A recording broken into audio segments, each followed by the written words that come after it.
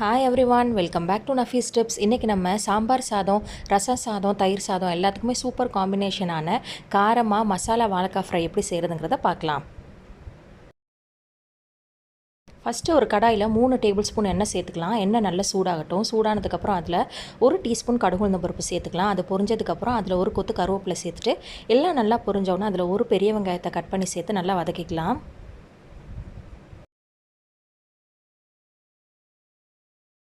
நம்ம சேர்த்த வெங்காயம் நல்லா வதங்கி இந்த மாதிரி ப்ரௌன் கலர் மாறி வரும். அந்த ஸ்டேஜில் நான் 2 வாழைக்காவை நல்லா தோல் சீவிட்டு கட் பண்ணி வாஷ் பண்ணி எடுத்து வச்சுருக்கேன். அதை இது கூட சேர்த்துக்கலாம்.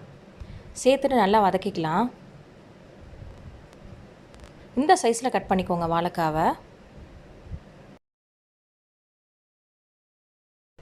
இப்போ நம்ம மசாலாவை ரெடி பண்ணிக்கலாம். 2 டேபிள் ஸ்பூன் தேங்காய், 1 டீஸ்பூன் ஜீரகம், 1 டேபிள் ஸ்பூன் சோம்பு, 2 பல்லு பூண்டு, கலருக்காக ஒரே ஒரு காஷ்மீரி சில்லி, இது எல்லாத்தையும் தண்ணி சேர்த்து கொஞ்சம் கரகரப்பாக அரைச்சிக்குவோம்.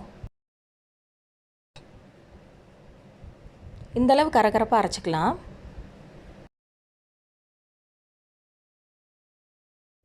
நம்ம சேர்த்த வாழைக்காய் ஒரு 5 நிமிஷம் வரைக்கும் நல்லா சிம்லே வதங்கிடுச்சு. இப்போ அதில் 1 டேபிள் ஸ்பூன் மிளகாத்தூள் சேர்த்துக்கலாம். சேர்த்துட்டு 1/2 டீஸ்பூன் மஞ்சள் தூள், அதுக்கு தேவையான அளவு உப்பு சேர்த்துக்கலாம். சேர்த்துட்டு எல்லாத்தையும் நல்லா வதக்கிக்கலாம்.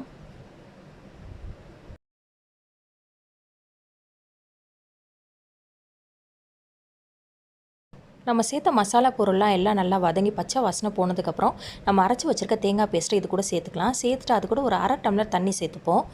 சேர்த்து நல்லா வாழைக்காய் சாஃப்ட் ஆகிற வரைக்கும் ஒரு மூடி போட்டு குக் பண்ணிக்கலாம்.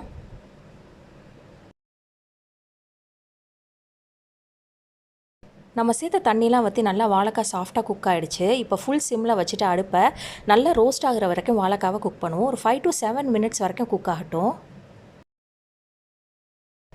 நம்மளோட மசாலா வாழைக்காய் ஃப்ரை சூப்பராக ரெடி ஆயிடுச்சு. நல்லா ரோஸ்ட் ஆகிடுச்சு பாருங்கள்.